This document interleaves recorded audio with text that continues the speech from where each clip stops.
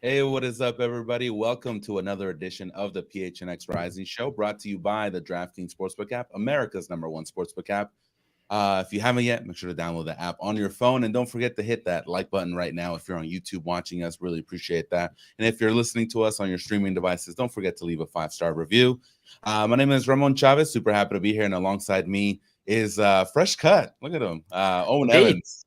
Yeah, this afternoon. Got it in there ahead of the big stuff going on next week, of course, which I'm sure we'll touch on a little bit here today. And yeah, because next week's going to be a busy week. Yeah, for sure. And looking fly, by the way, sir. So, yeah, speaking of that week, Owen, just to let everybody know just at the top of the show is that our next week is going to be a little bit different with our shows. We're going to have a show on Monday because there's a midweek game on Wednesday, obviously the big USL showcase. And then after that, obviously, we're going to have a post-game show after that Louisville Rising game. And then we're going to have another show on Friday to preview that Saturday game that's going to be at home. So big week. Owen's going to have his hands full over there. Hopefully you get to speak to a lot of people. And I'm sure you're going to providing some content from there as well, right? Oh, yeah, there's going to be content throughout the week. So make sure to stay tuned with that. You can get all of that, of course, at gophnx.com. And it'll be coming out on Twitter. And maybe there'll also be some extra full-length interviews that we can provide. We'll have to wait and see how that goes. You might already have some people lined up. So just be on the lookout for that. Some really big names. They might be. And just to the comment here about do we have a post-game show lined up for next Wednesday? Yes, we absolutely do. That game, I believe, is it a 4 o'clock or a 4:30 kickoff Arizona time? Yeah, it's pretty early on that day. It's early. So it won't be too late for you on Wednesday evening. We're going to be getting you. You're going to come straight off your dinner and get ready to drink heavily with us, apparently, when it becomes perhaps a bloodbath, maybe. To drink, but not heavily, responsibly. You can very responsibly. Let me put it here. There we go. Some 4 peaks. There you go. You guys and also only if you're 21 and over as well. We definitely don't. Yeah. Big disclaimer. But yeah, have some dinner, get some 4 peaks, relax. And BJ, hopefully it's not depressing Wednesday after the game. And yeah, just enjoy some 4 peaks with us at the PHNX postgame, PHNX Rising postgame show. All right, Owen. Let's see what happened here. What did I do? I feel like you jinxed by picking NMU. Oh my God. Come on, man. Sorry. See, these midweek games, man, like don't even listen to me. I'm just saying, what I think what might happen, but they're always crazy. So yeah, great show for you guys today. We have something pretty big today, which is our power rankings for all the 27 USL Championship teams. It is the halfway mark of the season. So Owen and myself, and you were able to get some other people, right, to give you your thoughts on these rankings. Yeah, we'll talk through the full technical breakdown of quite how these were derived later. But yes, there's a few different things that went into them. It's not quite just, seeing what comes out of any individual's head. But ultimately, I'm expecting a lot of people to disagree with certain aspects of this. So make sure to light up the chat and tell us exactly where we went wrong.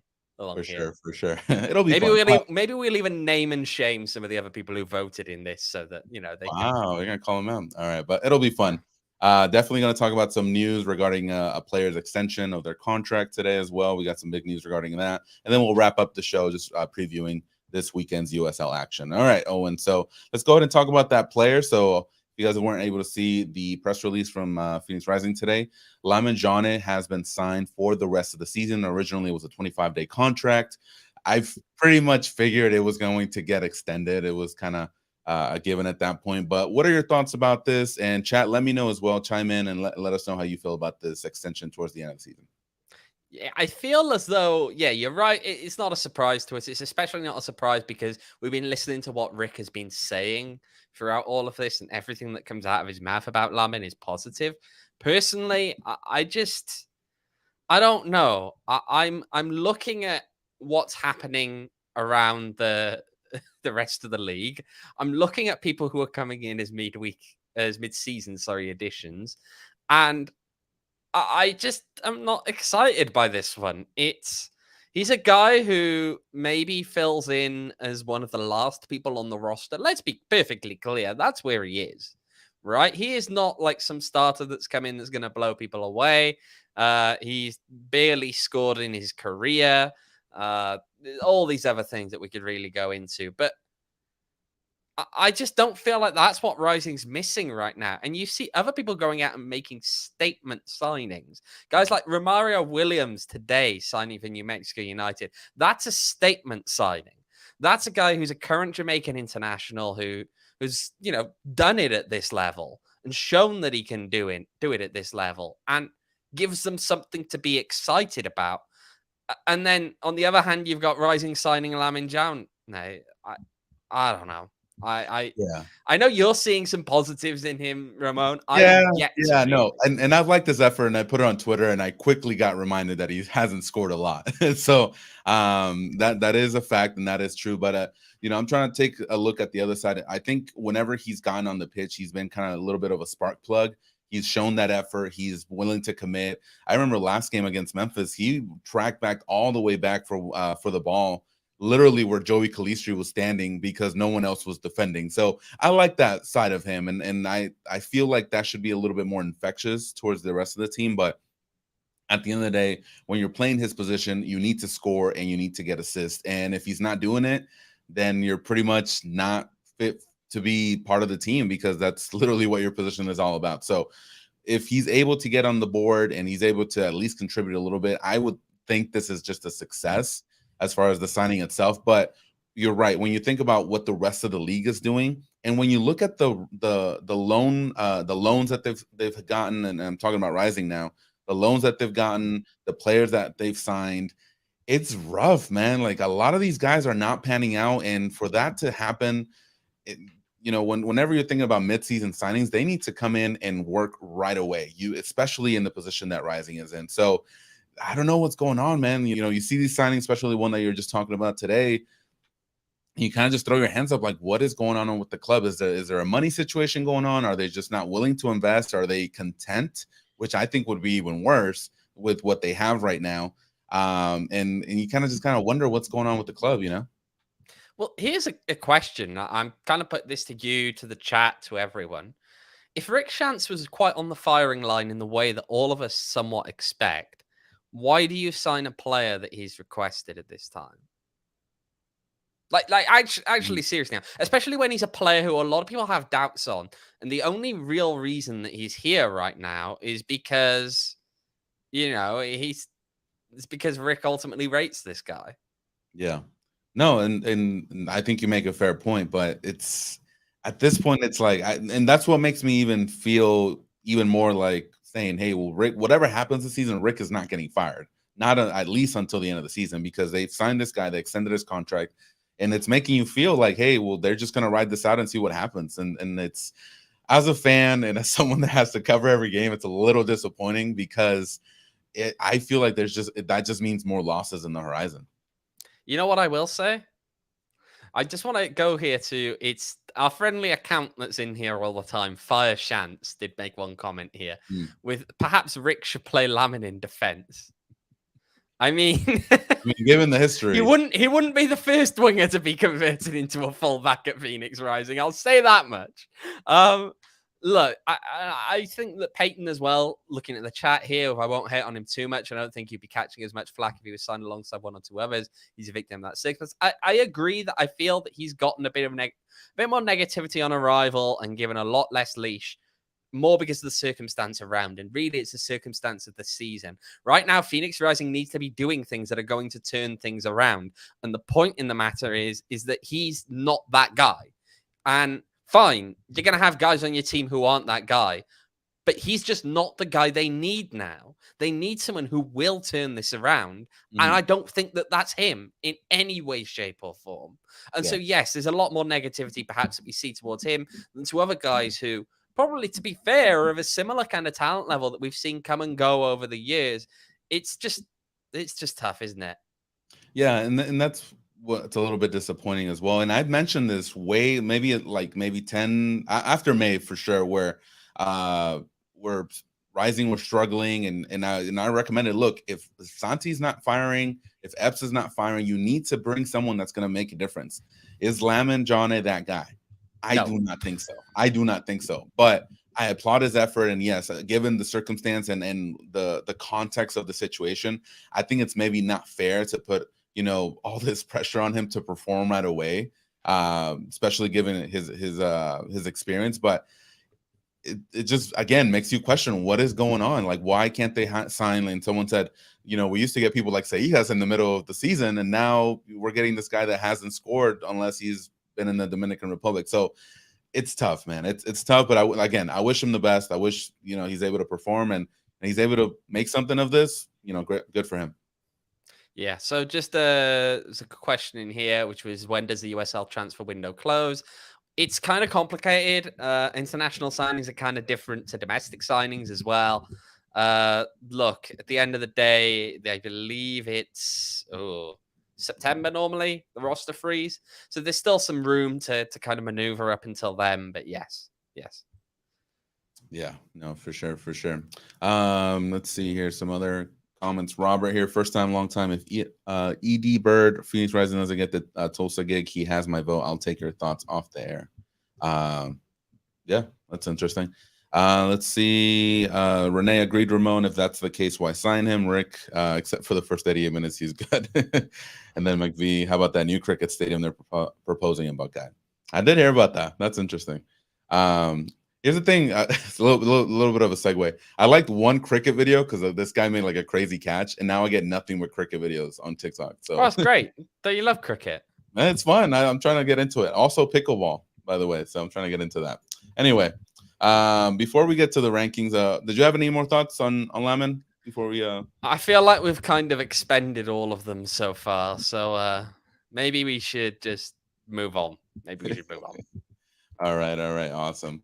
Yeah, should be we'll see what happens with Lamon here. All right, Owen, so before we get to the rankings, can you explain how these were curated and how these the algorithm kind of works for these rankings? Sure. So what we did, we all sat down, we picked up the finest bag of OGs that we could find naturally, and no, we didn't do that, but right. So it's kind of split into three parts to this. One of the parts is a mathematical ranking that counts for a third. Then there was my own ballot and Ramon's ballot. We ranked all the teams ourselves. That counted for another third. And then we went and harassed some other journalists here in Phoenix to see what they had to say. And that counted for the final third. And then so we added all of those things up with the weightings, and it gave us a ranking. So all the teams ranked from 1 to 27. Now, we've split them up here into three groups that we're going to talk about as we go along, and I'm sure we've got a fair bit to talk about with each of these. This is going to be most of what we're talking about this show, so let's crack on with that. Ready? Let's do it. Let's do it. So we're going to start with the teams at the bottom of the pack, so that is teams from 21 to 27. And here they are. So just to run through the teams now, for those of you who are, because we will have people listening to this only on audio. In 27th, we have New York Red Bulls 2. 26th, Charleston Battery. 25th, Atlanta United 2. 24th is Loudoun United. 23rd is Orange County. 22nd is Monterey Bay. And in 21st position is PHNX Rising. That's not a good spot to be if you're PHNX Rising. But let's talk about the other teams here for a quick second. So, Orange County, I think they have the ability out of everybody in that list to get out of that group. Based on what I've seen, I know they just lost to Monterey, but I feel like they have something brewing there based on seeing them play Rising and the rest of the games that I've seen. I feel like they're out of this team, this group of teams.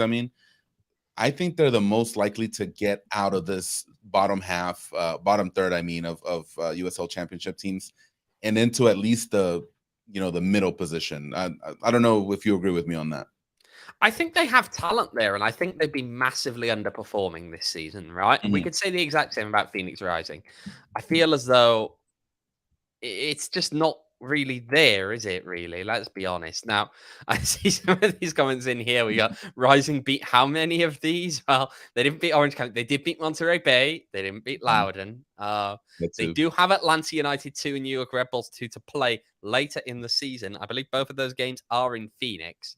So you'd imagine they're going to have the edge there slightly. Look, there's a lot of teams here that are really struggling, and a lot of the times it is just daft errors in the kind of defense and the transition, right? They leave a lot of space, or they get caught a lot. They give up a fair number of goals.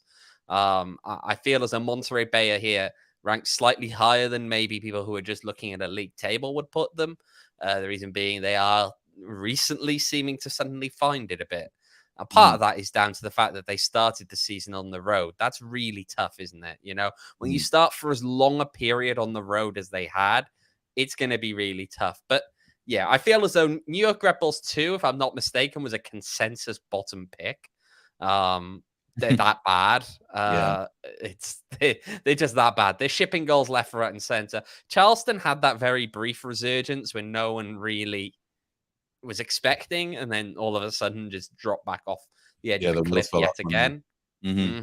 Atlanta United 2. Hey, they're a 2 team. I mean, as a Loudoun, right? These are reserve teams. They're never particularly good, are they? Let's be real. Atlanta United 2, they have Jackson Conway. That's the only guy that I would be really worried about, and I feel like they have some sort of kind of spoiler kind of gene in them for the rest of the season, where if they heat up, they're able to compete. So even though they're on the bottom side of these rankings, I still think they're dangerous. Yeah. Just one other disclaimer, or 2 other disclaimers actually, that I almost forgot to put in when we're talking about these rankings. Number 1 is, just so everybody knows, these were decided before yesterday's games. Okay, so they do not factor in the results that happened yesterday. And the other disclaimer is that, unlike Nick Murray's, which is pretty much just on form, this is more of a true ranking over the course of the season than just form based. Yes, there's going to be an inherent bias towards teams that are doing better more recently, but it's not like just looking at the team's last 5 games or so. It's closer to, say, when you're looking at the college football rankings, right? And you've got, you're ranking people based on what they've done this season. That's kind of where this is going. So yeah, it doesn't feel good seeing Rising down here, does it? But ultimately, can any of us argue with that? No, I think they're perfectly placed. I think if they were a little bit higher, I would have some issues actually, because they just haven't been up to par to the rest of the teams up ahead of them. And it's one of those things, isn't it, where you could put them slightly higher, but we're talking slightly. We're talking very, very slightly, like a place, maybe 2. And I can see the comments coming in are not particularly favorable here, are they? Yeah, no, not good. And again, I think we all know. I don't think anyone's upset about this. I don't think everyone's not saying that we messed up, or we're screwing around with these rankings. No, I think that's the reality of how things have been this first half of the season.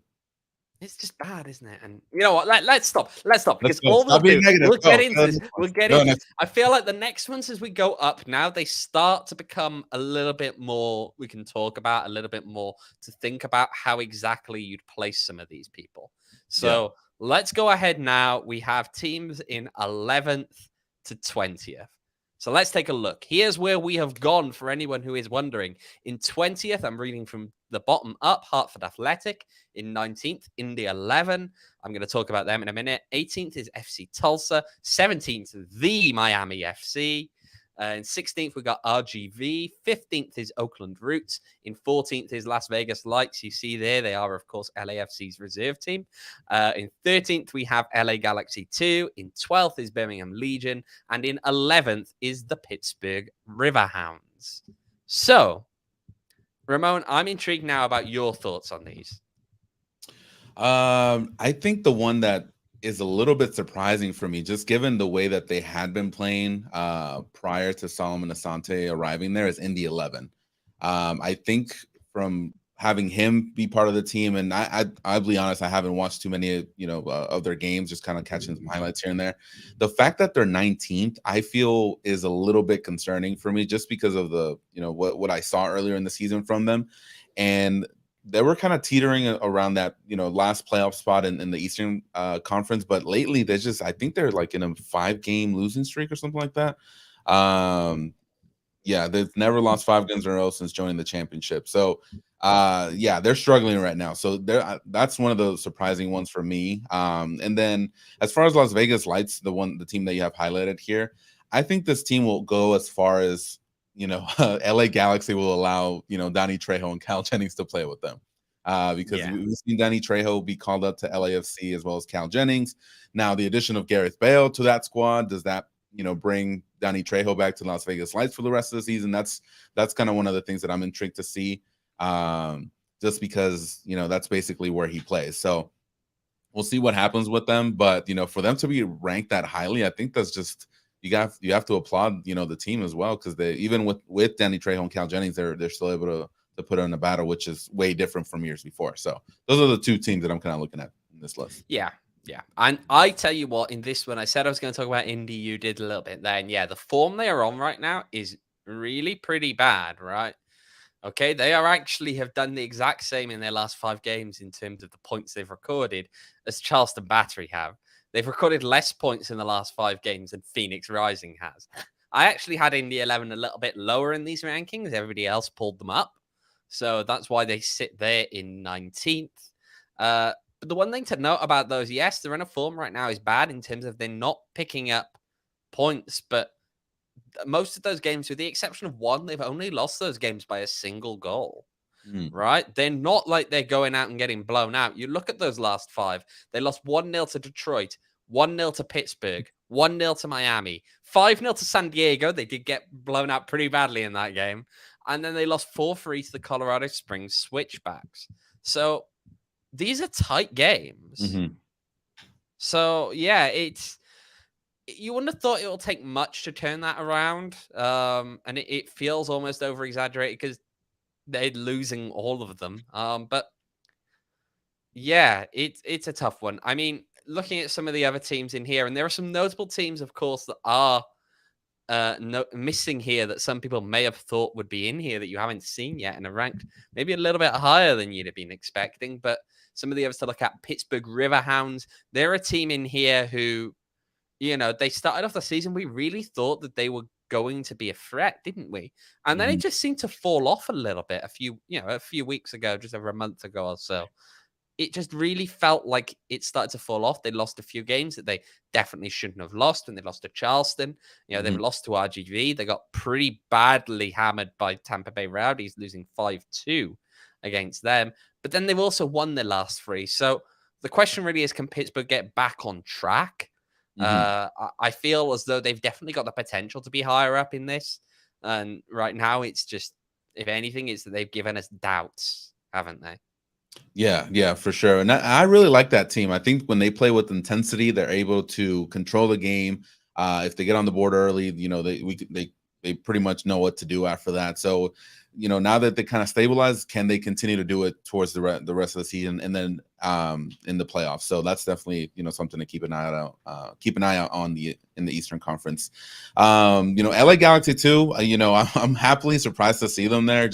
I think they're a team that has talent, definitely, in Preston Judd, I think basically is in line for, one of the top 5 MVP candidates. He's scoring at a great rate, 11 goals so far this season. So if the rest of the team and can play some defense, with the way that they're scoring, I think they're going to be really dangerous. So really good to see them there, just because of the talent that's in that squad. And I believe right now they're 9-8-3, if I'm correct. So they are indeed. Mm-hmm.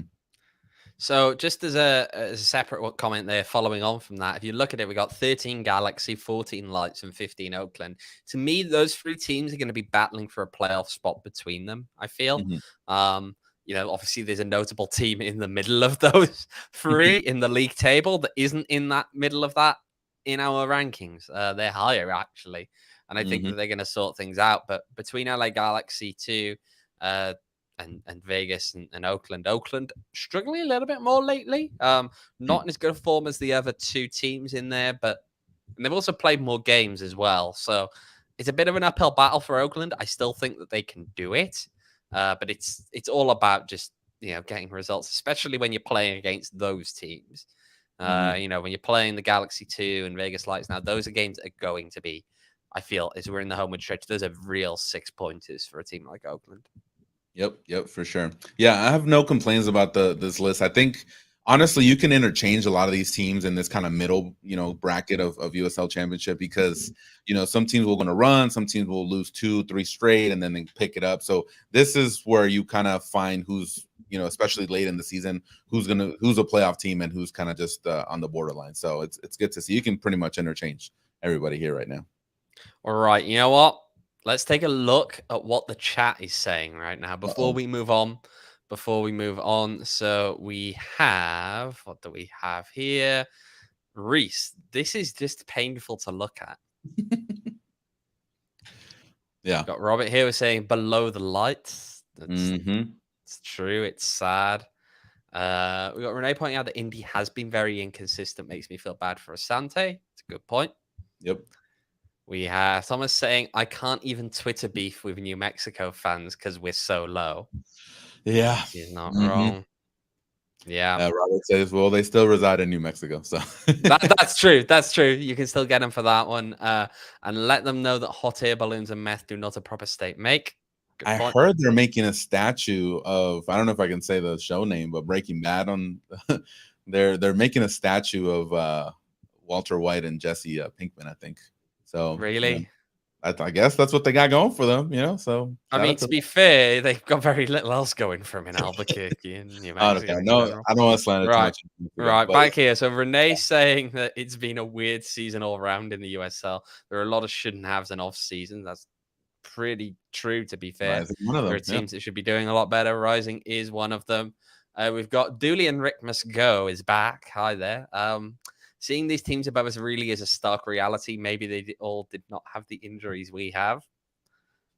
And Michael here with some teams get 1 point out of 18. You know what? I'm sensing some tension in the chat. I feel like they need a bit of a relax. So before we move on to the top 10, Ramon, is there something you want to talk to us about? Yeah. Let's talk about OGs. If you guys are looking to relax, chill out, especially on this weekend. It's a free weekend, so we don't have a game. And, as you and I know, Owen, when covering a game, your Saturday nights are pretty much taken up, right? So if you guys want to do something this weekend, you guys can go to ogsbrands.com, purchase your very own OGs, and just relax at home, pop a movie in, relax, have some fun.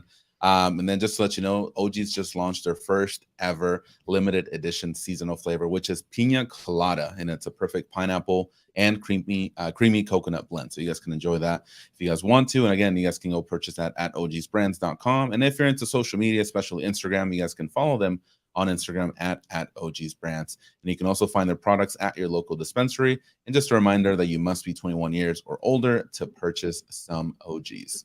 Now it's giving me ideas. And now that I read that, I kind of want to go.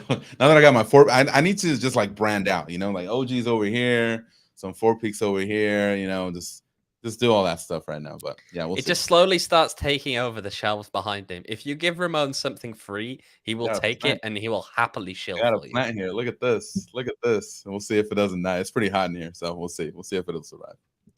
Okay. No, don't call me a sellout. I know what you're trying to say. You are a sellout, though. What do you mean? I work for these organizations. So anyway, back to the rankings. Go ahead.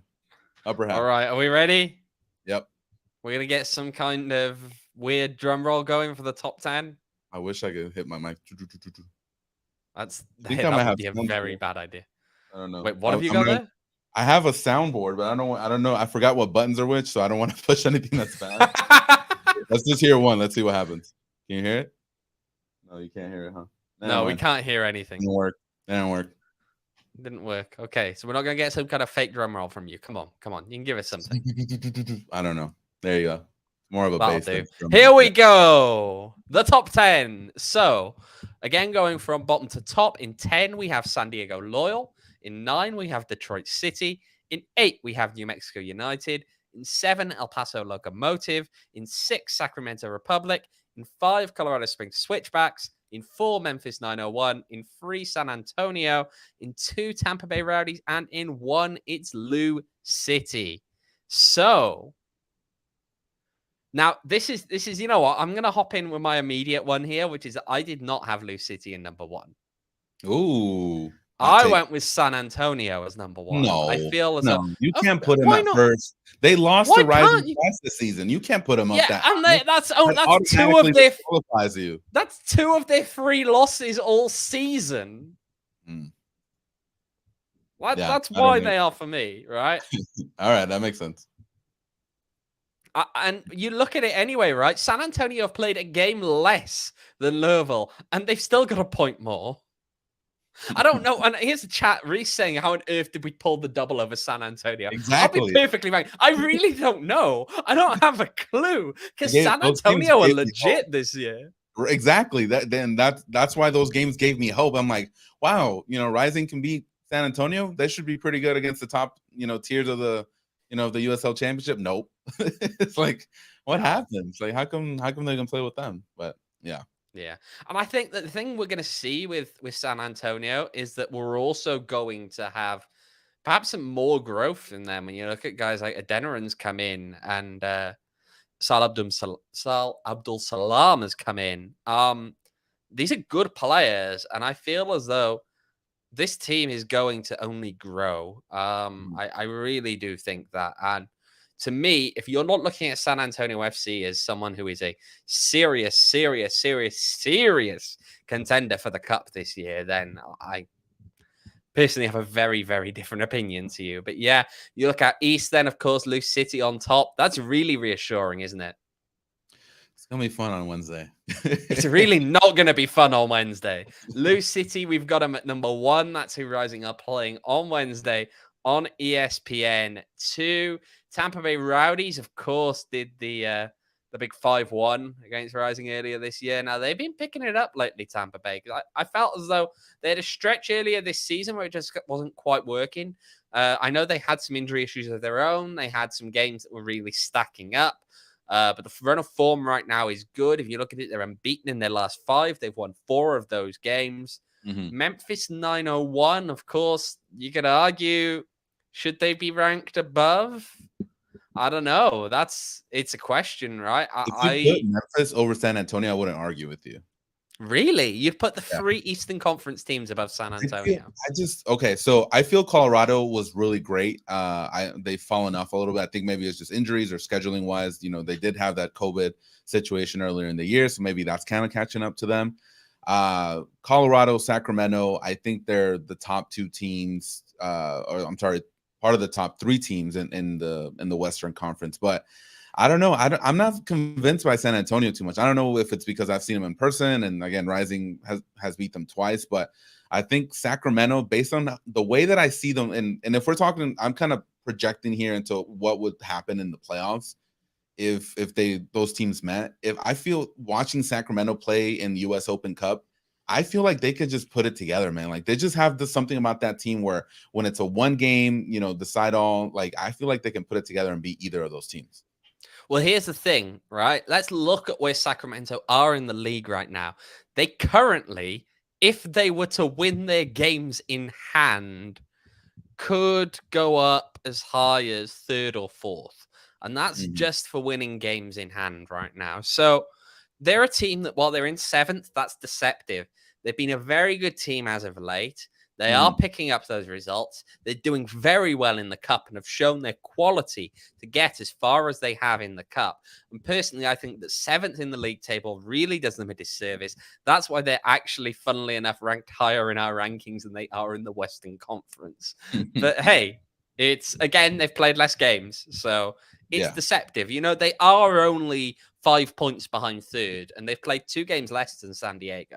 So and I think they're a better team than San Diego, El Paso for sure. So and just the way that their seasons pan out, especially when you go on a deep cup run, it's gonna kind of put you some games behind. So we'll see what happens with them. But I think they're a really good team, and I think what's his name? Totally blanking out right now, but it was predicted that they'd be really good this season. So I'm glad to see that. Yeah, one other thing to note while we're on there, we did have to. I feel like we got to give a shout out. We really laid into them as the Nisa All Stars, and everyone kind of did the start of this season. But Detroit City are in our top 10, and they're currently sitting 5th in the Eastern Conference. Look, they've still got a lot more to prove. They're only halfway through that first season, but the key thing is that they've come into this league and they've really competed in a way that a lot of teams, when they've come in for their first season in this league, just do not. So hats off to them. There's still some time to go, of course, but right now they're sitting in a pretty good position, right? They're 11 points clear. I mean, Michael's here saying they haven't played anyone, but they've played 19 games. I think the East is a lot weaker than the Western Conference. So yes, I applaud the fact that they're doing so well, but I kind of agree. I think they've kind of had it easy going, and once the going gets tough, I think we're gonna see what they're really made of. I'm not gonna say that they're gonna fall. I don't know, because again, right? Let's just have a look at this, right? They managed to beat Lights. Yeah, big deal. I know you all say that. They drew against El Paso. Yes, they lost to Sacramento, drew with Pittsburgh. They did draw a lot of these games, didn't they? But at the same time, look, I know they've got some more tough games around the corner. I know when you look at it, they've got New Mexico coming up. They've got Tampa Bay coming up. But we're a good way into the season now. I don't feel like we can really come out with a lot of this. I don't know.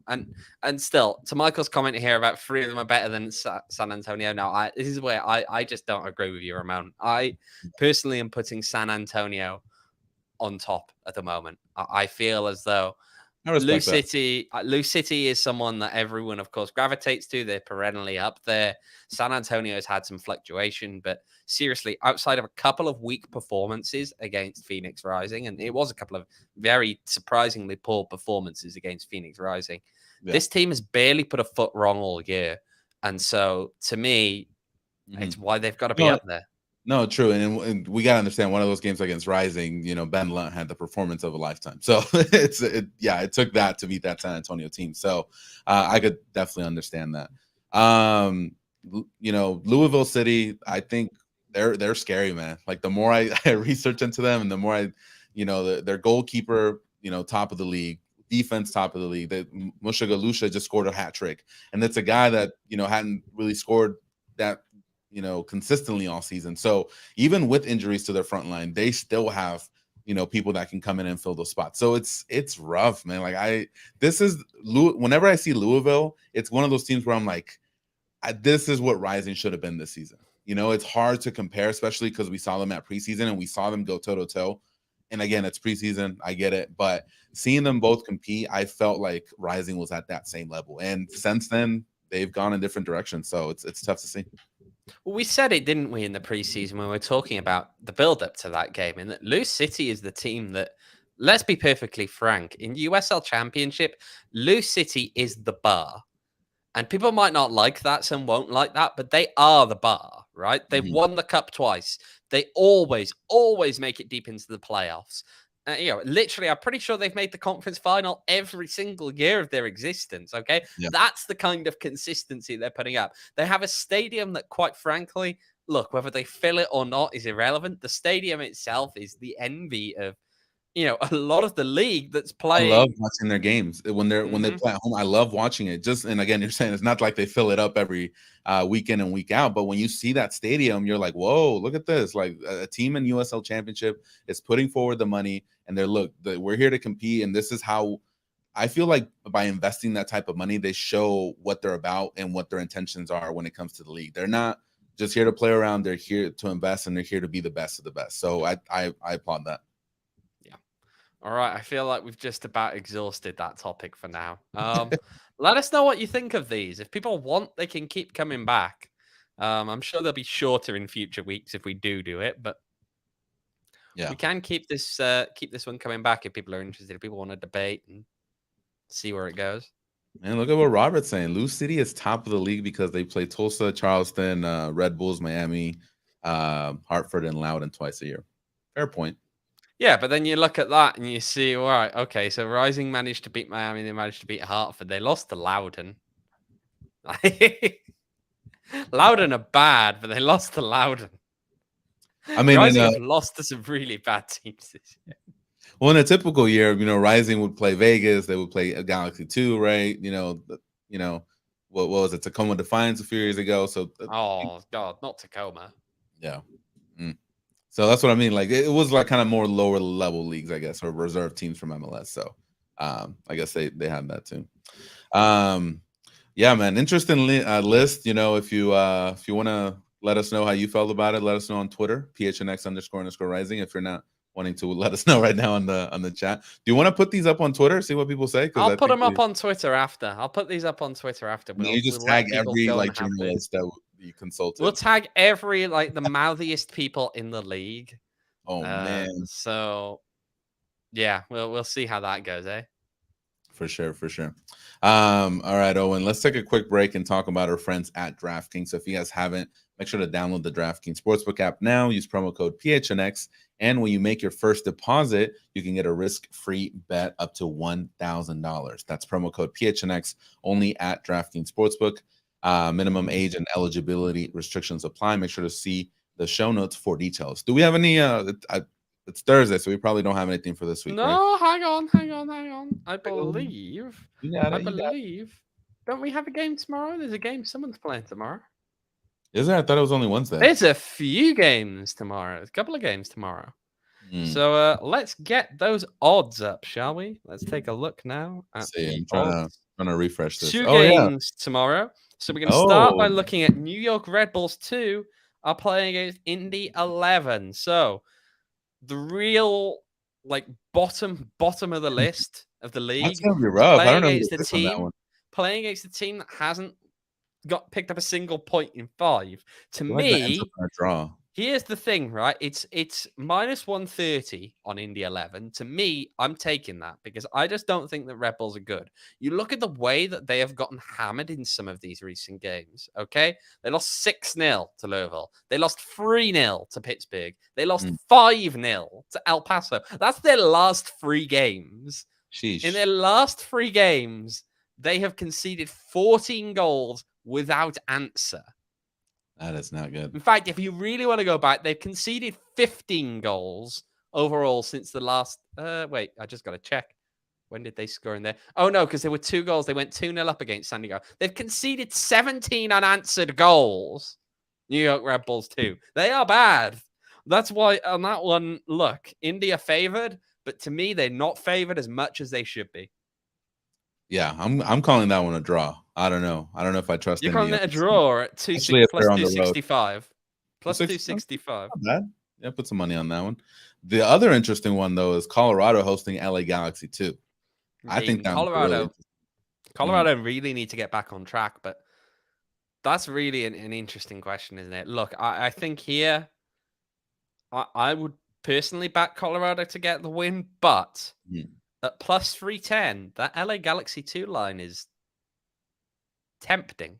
Yeah, that's one way to put it. Yeah, tempting because I wouldn't rule them out. Yeah. No, I think the key for that game is how will Colorado's defense, contain the firepower that LA Galaxy can bring to the field at LA Galaxy 2. So if they're able to contain them, I think it'll go in favor of Colorado. If not, then I'm pretty sure LA would probably get a a close win. I don't think they're gonna beat them like 5-0 or anything like that, but probably like a 2-1 or something like that. So we'll see what happens. What are the odds for all of those? Oh, you want specific score lines? Well, what score line? Check me one. You were gonna say 2-1. 2-1 2-1 Galaxy, yeah. to Galaxy.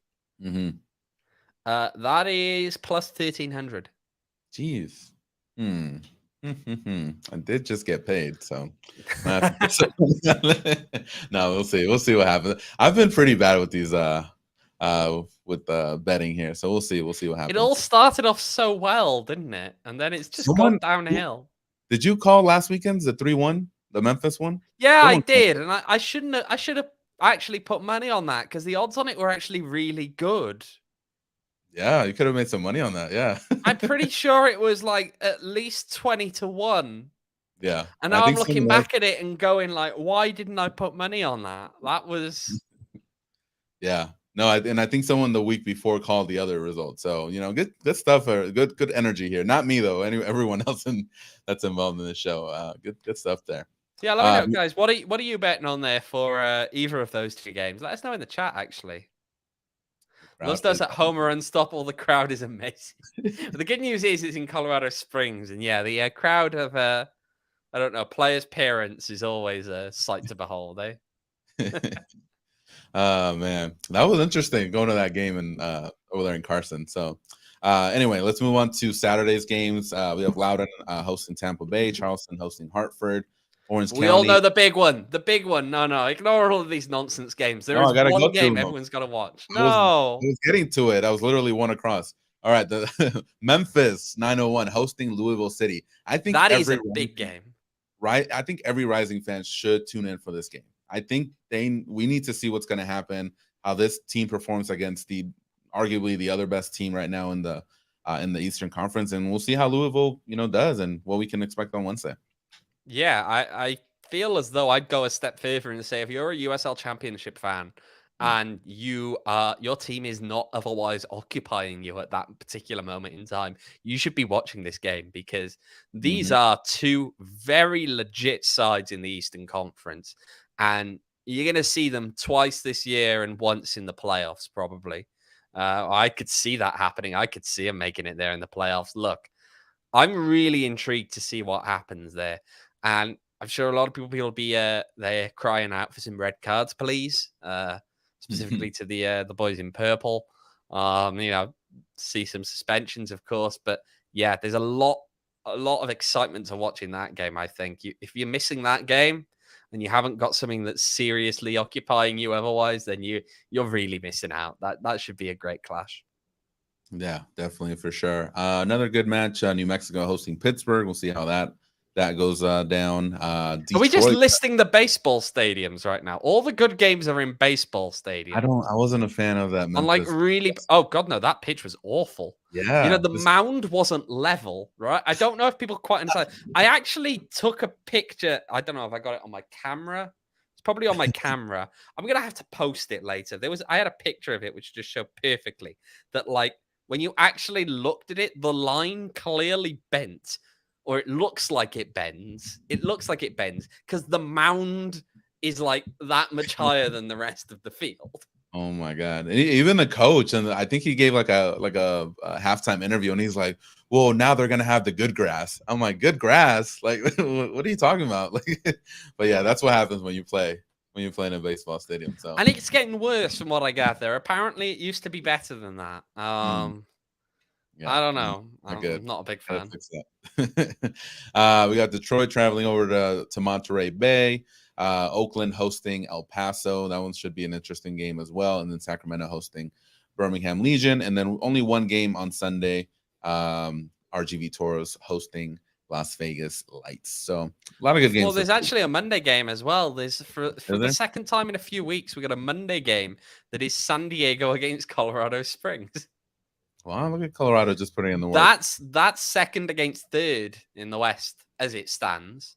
So that should be an interesting one. Yeah. All right. Well, it's always a good time for some USL Championship action. Again, if you're a USL soccer, if you're a soccer fan, man, just watch this Memphis 901 Louisville City. I wish they did a better job marketing these type of games. Like, a few weeks ago. It was I think it was I forget who it was. I think it was El Paso at Detroit, and it was a perfect Sunday morning game because there's no Premier League, there's no European leagues going on, so you wake up, it's like, oh, there's a game on. Let's put it on TV. You know, want some breakfast or whatever, or get some breakfast while you're watching it. So I love that. But I know it's a Saturday night game, but they market it a little bit better. I think. Can I just actually? I want to just go on a diatribe briefly about the Eastern time zone because poor old me is going to be in the Eastern time zone on Monday. So that game, if I want to stay up and watch San Diego against Colorado Springs, it starts at 10 o'clock. That's why we live on the West Coast, man. Yeah, exactly. Why are they making us go east and play games east? No, play them west.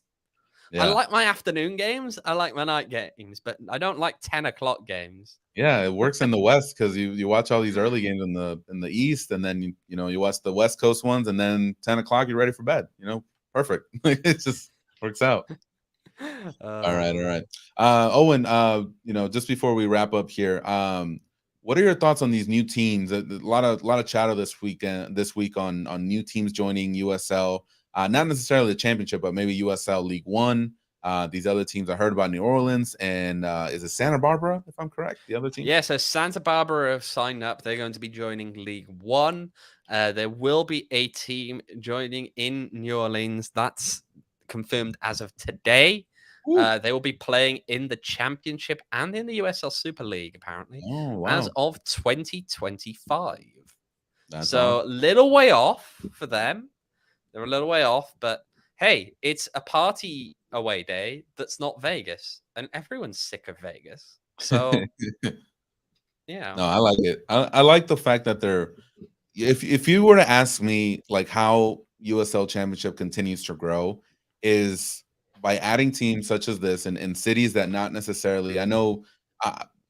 Correct me if I'm wrong, but I'm not sure New Orleans is known for their soccer culture. I could be wrong. I haven't heard too much about it, but I like that USL is taking the time to go into these cities and say, you know what, we're going to put our foothold on this and create these fan bases, and and I'm sure there's fans of soccer everywhere, but by doing this, I think they're kind of hitting a market that MLS kind of forgets once in a while. So I really like that, and hopefully one day there's some sort of pro rel going on in USL Championship. I think that would make that really interesting as well, and a lot of people would be a fan of it. So we got Ramon on the promotion and relegation train. Then I've been a fan of that. I think one of the things that, and I'm segueing now, I'm kind of going on a rant. One of the things that has really hurt Mexican soccer is the fact that they've done away with relegation.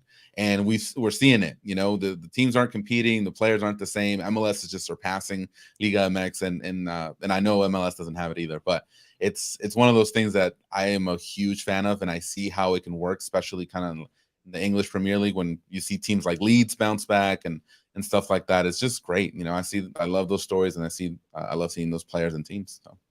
Yeah, and I think it's worth noting as well that when you have that kind of a situation where relegation is a realistic threat on the table, then it just adds a bit more urgency, and perhaps we'd see less of the. Something that really has frustrated me this week is, or these past few weeks, is when people are just like, "Oh, well, we're just having a bad year." Like, no, like you should be holding their feet to the fire, because Rising is down among teams that are bad, really bad.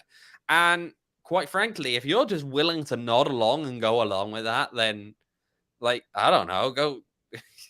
what's the point?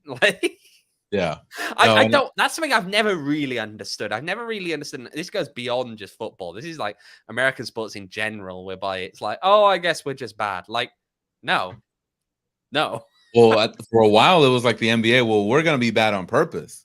Yeah, that really, I hate that. I hate the fact that people give people an incentive to just be bad. Yeah, and then exactly. You get the first round draft pick, and hopefully you're good in a couple of years. So I don't like that at all. I think the fact that, and we wouldn't be seeing what's going on with Rising right now if there was some sort of relegation, because like you're saying, if that's if you're towards the bottom, let's say it was the bottom 3 teams in the league that go down, you would not see Rising the way that they're playing right now. That's not. I think it would create more of an incentive for them to be better. So Well, Anyway, as Michael says here at the moment, it's like watching the D-backs on a Dodgers wage bill. Yeah, Bobby Rising are playing like we're trying to win the first pick in the draft, and is Rising tanking on purpose to improve their chances. Yeah, It seems that surprised nobody. USL does not have a draft. Oh man, but yeah, it seems like it, right? All right, y'all. That is it for us for this week. Thank you so much for joining us again. Next week's gonna be a little different. Shows on Monday, post game on Wednesday, and then a show again on Friday before the Saturday game. So keep up with us. If you guys haven't yet, make sure to follow us on PHNX__Rising. I think we're at 633 followers right now. We're getting closer to getting rid of this guy. It's growing. We're getting there. We're getting there. All right, y'all. And that's pretty much it for me on my end. Owen, anything else? Nope. Let's enjoy a quieter weekend than usual. Watch some teams that are playing better than Rising and brace ourselves for Wednesday. We'll see. We'll see what happens. All right, y'all. We will be back on Monday. Until then, be well, stay safe, and talk to you later.